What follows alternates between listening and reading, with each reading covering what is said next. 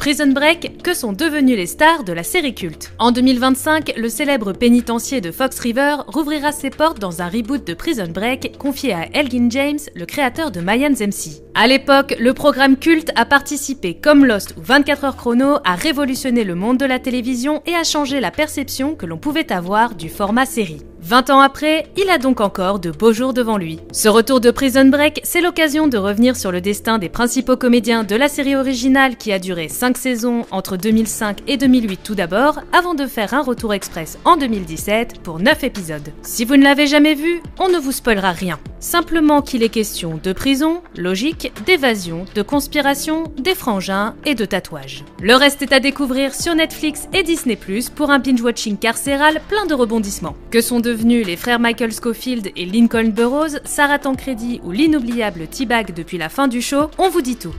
Qu'est devenue Sarah Wayne Callies, alias Sarah? On l'oublie souvent, mais avant Prison Break, Sarah Wayne Callies a été la Jane d'une version moderne de Tarzan emmenée par Travis Fimmel, le futur Ragnar de Viking. 9 épisodes et d'autres petits rôles plus tard, elle est adoptée par les fans de Prison Break dans le rôle de Sarah Tancredi, médecin de Fox River et cœur battant de la série. On ne spoilera rien de la suite la concernant dans la série car le personnage va traverser quelques rebondissements notables et on se projette en 2010 dans un autre programme majeur. Cette série, c'est The Walking Dead où la comédienne américaine campe durant 3 saisons Laurie Grimes, survivante de la pandémie de zombies et compagne de Rick Grimes, le policier incarné par Andrew Lincoln. Leur couple est extrêmement attachant et là encore, Sarah Wayne Callies est l'un des cœurs battants du show durant 36 épisodes. Tout comme dans Colony, série de science-fiction et digne héritière de V, où elle s'avérera aussi convaincante qu'émouvante dans le rôle d'une mère de famille entrée dans la résistance contre un envahisseur extraterrestre et surtout ses collaborateurs humains. D'autres séries suivront, comme Unspeakable ou Ces liens qui nous unissent, avec quelques passages derrière la caméra, puisqu'elle est régulièrement réalisatrice, notamment sur Good Doctor ou récemment Fire Country et The Irrational. Qu'est devenu Robert Knepper, alias T-Bag? Il s'est imposé comme l'un des méchants les plus mémorables du petit écran. Une ordure même. Theodore Bagwell, de son petit nom T-Bag, leader des suprémacistes blancs du pénitencier de Fox River. Manipulateur, intelligent et très dangereux, il fait partie de l'équipe de Michael Scofield lors de leur tentative d'évasion de la saison 1 et sera présent dans les saisons suivantes. Et c'est l'inquiétant Robert Knepper, véritable gueule, qui lui prête ses traits. Second, voire troisième rôle récurrent du cinéma et de la télévision avant Prison Break, le comédien profite du succès de la série pour obtenir des projets plus intéressants. On le retrouve ainsi en noir et blanc chez George Clooney dans Good Night and Good Luck, dans l'adaptation du jeu vidéo Hitman, opposé à Jason Statham dans Le Transporteur 3, en méchant dans la saison 4 de Heroes, dans les 2 derniers Hunger Games, dans la série e-Zombie ou face à Tom Cruise dans la suite de Jack Reacher. Sans oublier un film français, Clo-Clo, où il campait un certain Frank Sinatra face à Jérémy Régnier. Et oui, qu'est devenu Amaury Nolasco, alias Sucré? Si vous avez regardé ne serait-ce qu'un seul épisode de Prison Break, vous vous souvenez de Sucré, compagnon de cellule de Michael Scofield au pénitencier de Fox River, qui va tenter l'évasion avec lui. Les fans adoptent immédiatement le personnage, le vrai gentil de Fox River, détenu optimiste, loyal et vulnérable, qui aspire à une vie normale hors de la prison avec sa fiancée Marisol. L'acteur portoricain Amaury Nolasco l'incarnera pendant 79 épisodes. Prison Break reste le projet le plus marquant de sa carrière. S'il tourne toujours aujourd'hui, Amaury Nolasco peine à trouver des personnages de premier plan. On le retrouve donc la plupart du temps dans des seconds rôles, face à Keanu Reeves dans Au bout de la nuit, Mark Wahlberg dans Max Payne, Bruce Willis dans Die Hard, Belle journée pour mourir, Kevin Costner dans Criminal, un espion dans la tête, ou John Travolta dans Speed Kills. À noter que l'acteur a retrouvé T-Bag en 2017 dans le film Edge of Fear, et qu'il a joué un chômeur déguisé en femme pour retrouver du travail dans la série Work It. Un premier rôle cette fois, mais qui ne durera que 9 épisodes. Qu'est devenu Peter Stormare, alias John Abruzzi? Si vous avez vu Prison Break, le nom de John Abruzzi vous rappelle forcément quelque chose. Tout comme sa voix française, celle du génial Patrick Poivet, qui doublait aussi Bruce Willis. Je dis que tout ça, ce n'est que du bluff. John Abruzzi, c'est un parrain de la mafia que Michael Scofield est obligé de caresser dans le sens du poil. Il est interprété par l'acteur suédois Peter Stormare, qui avait déjà trimballé sa trogne sévère et menaçante dans Fargo, Jurassic Park, Le Monde Perdu, Armageddon ou Minority Report. Après Prison Break, l'acteur tourne énormément, peut-être trop. Environ 7 films par an, la plupart oubliables, sans compter ses apparitions dans des séries. Le pic est atteint en 2013 avec 9 films, un téléfilm et un épisode de série animée. Comme ses collègues Wentworth Miller et Dominic Purcell, Peter Stormare rejoint l'univers DC à la télévision dans le rôle du super-vilain Vertigo de la série Arrow avant d'apparaître dans John Wick 2 ou la série American Gods. Il tourne toujours beaucoup et ne semble pas prêt à ralentir puisqu'en 2025, il a déjà près de 10 films en préparation. Qu'est devenu Wade Williams alias Bellic? Bellic, c'est le méchant par excellence, autant redouté par les héros de Prison Break que par les spectateurs. Capitaine des gardiens de la prison de Fox River, il est connu pour ses méthodes musclées. Très musclées. Dangereux et violent, Bellic est incarné dans la série par Wade Williams, un acteur aux épaules larges et au visage naturellement fermé et menaçant. Avant Prison Break, Wade Williams a commencé sa carrière durant les années 90 dans pas mal de séries. Au cinéma, il apparaît dans Erin Brockovich ou Collateral de Michael Mann. Après Prison Break, sa carrière ne décolle pas. On l'aperçoit quand même en gardien de prison, encore dans The Dark Knight Rises de Christopher Nolan. Et toujours dans l'univers Batman, il prête sa voix à Harvey Dent, double face, dans l'adaptation animée du comic book The Dark Knight Returns. Et après DC, c'est Marvel qui lui confie le rôle d'un gardien de prison, décidément, dans Venom avec Tom Hardy. Il n'a plus tourné depuis 2022. Peut-être qu'une reconversion en maton pourrait se tenter.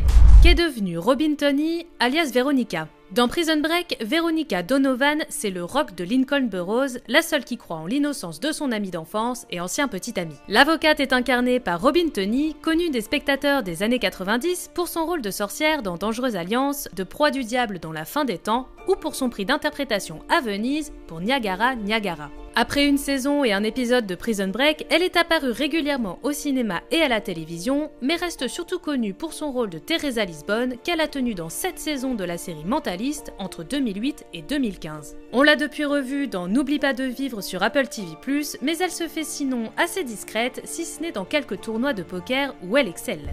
Qu'est devenu Paul Adelstein alias Kellerman? Froid, calculateur, impitoyable quand il s'agit de servir les intérêts de ses supérieurs, Paul Kellerman est, il faut bien le dire, le genre de salopard qu'on adore détester dans Prison Break. Mais un personnage plus nuancé et fascinant qu'un simple méchant de base. C'est Paul Adelstein qui lui prête son visage de gendre idéal. Un comédien assez discret au cinéma puisqu'on l'a essentiellement vu face à Tom Cruise dans Collateral, à John Travolta et Dwayne Johnson dans Be Cool ou à Anya Taylor-Joy à la table du film d'horreur Le Menu. Côté télévision, sa carrière après Prison Break a été plus fructueuse avec un rôle régulier dans Private Practice et des apparitions dans Scandal, Brooklyn Nine-Nine et très récemment Agatha All Along pour Marvel et Disney+.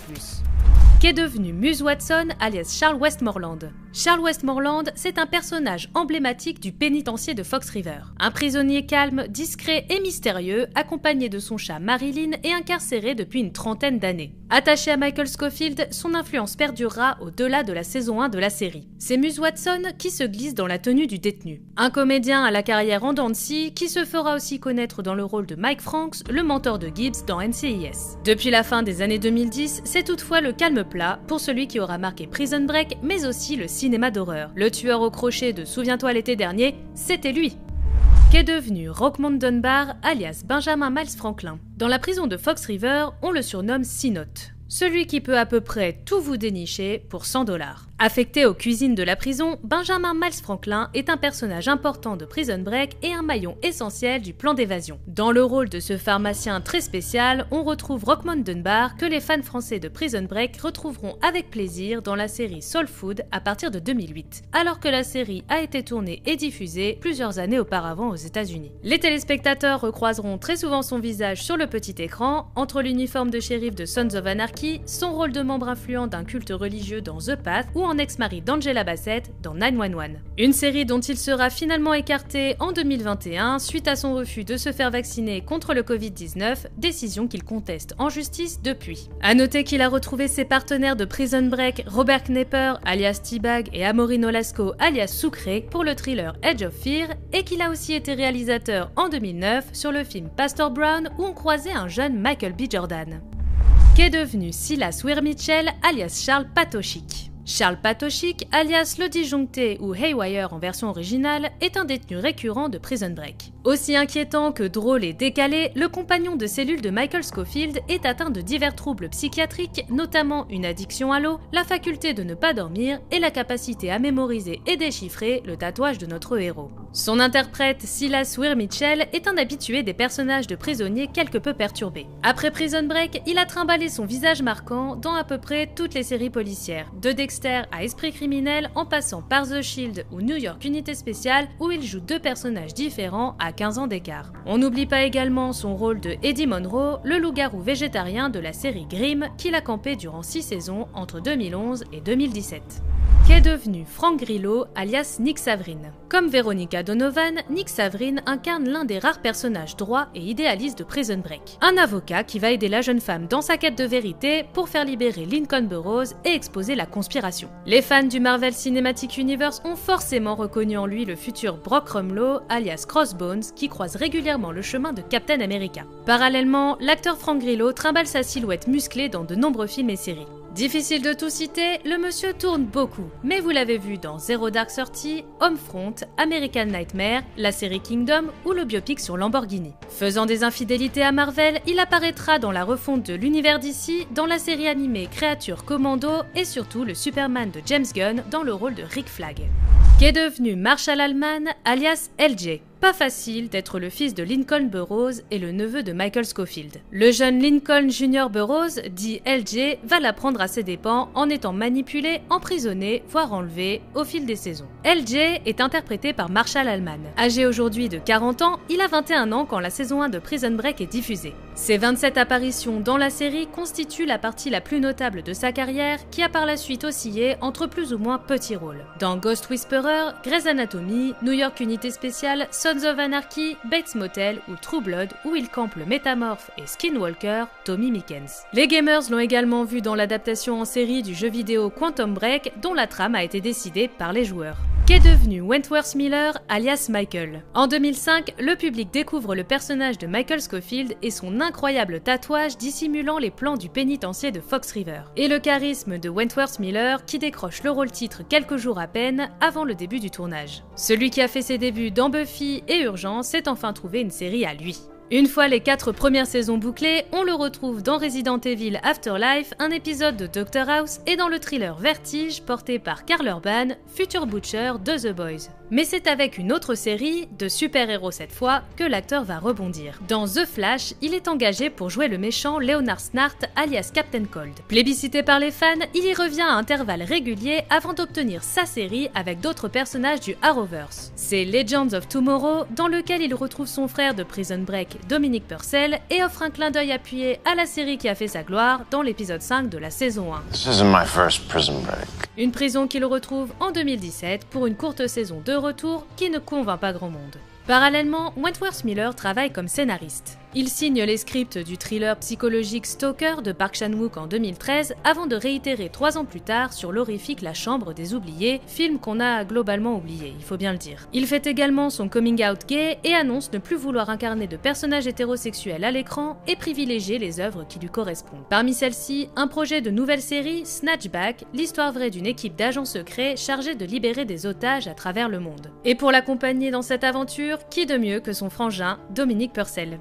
Qu'est devenu Dominic Purcell alias Lincoln. Depuis 2017, il milite pour une saison 6 de Prison Break. Dominic Purcell n'a pas été entendu, mais peut-être participera-t-il au reboot de la série en tant qu'invité temporaire à Fox River. En attendant, le comédien qu'on avait repéré au début des années 2000 dans Heartlaker à vif, Mission Impossible 2, la série John Doe et Blade Trinity en Dracula musculeux et vénère, a poursuivi sa carrière entre cinéma et télévision entre les 2 rounds de Prison Break.